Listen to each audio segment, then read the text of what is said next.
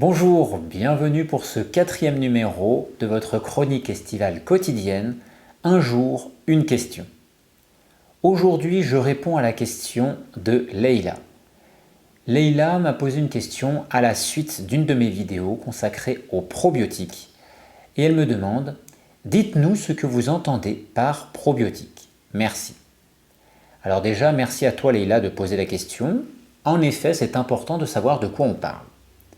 Alors les probiotiques, d'un point de vue littéral, étymologique, c'est pro en faveur de, qui favorise, et biotikos, du grec, la vie, le vivant. Donc qui favorise la vie, qui favorise le vivant. C'est l'opposé de antibiotique, qui stoppe la vie, qui tue. Les probiotiques, il peut y avoir beaucoup de choses finalement qui favorisent l'expression du vivant. Alors l'OMS a donné un complément d'information. L'OMS nous dit que ce sont des micro-organismes, des bactéries, des levures, qui, lorsqu'elles sont absorbées en quantité suffisante, ont un effet positif sur l'expression du vivant, sans pour autant que cet effet soit attribuable à l'aspect nutritionnel. Donc concrètement, d'un côté, nous avons l'aspect nutritionnel, les vitamines, les minéraux, les antioxydants, les acides aminés par exemple, que notre corps va absorber au niveau de l'intestin et ensuite utiliser à différents endroits du corps, là où il en a besoin.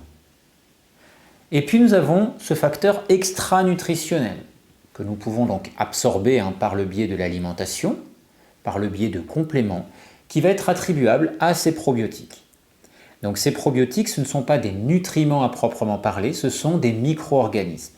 Et ces micro-organismes vont rester à l'extérieur de notre corps, ils ne seront pas absorbés, en tout cas ils n'ont pas pour vocation d'être absorbés.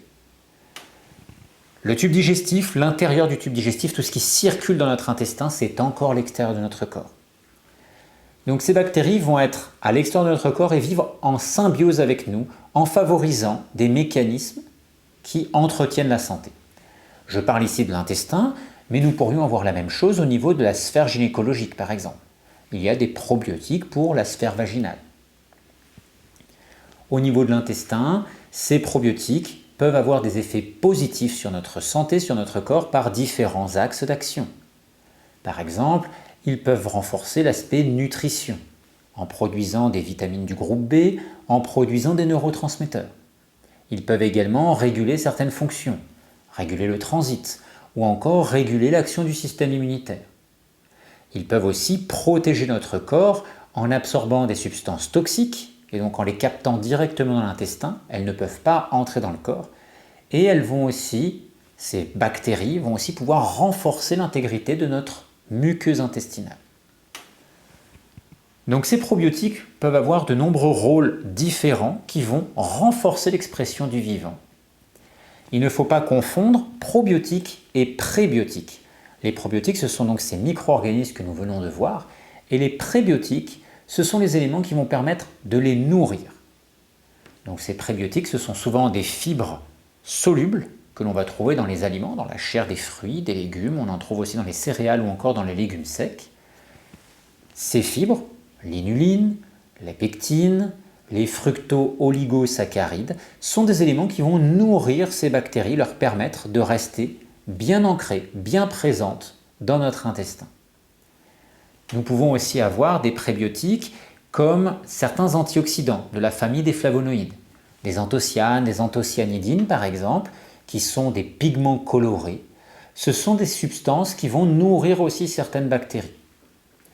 Donc on a les prébiotiques qui nourrissent les probiotiques, que ce soit des éléments que nous avons dans l'alimentation ou que ce soit des éléments qui sont apportés par des compléments alimentaires, et ces bactéries vont jouer un rôle de protection, de soutien d'un certain nombre de fonctions de notre corps.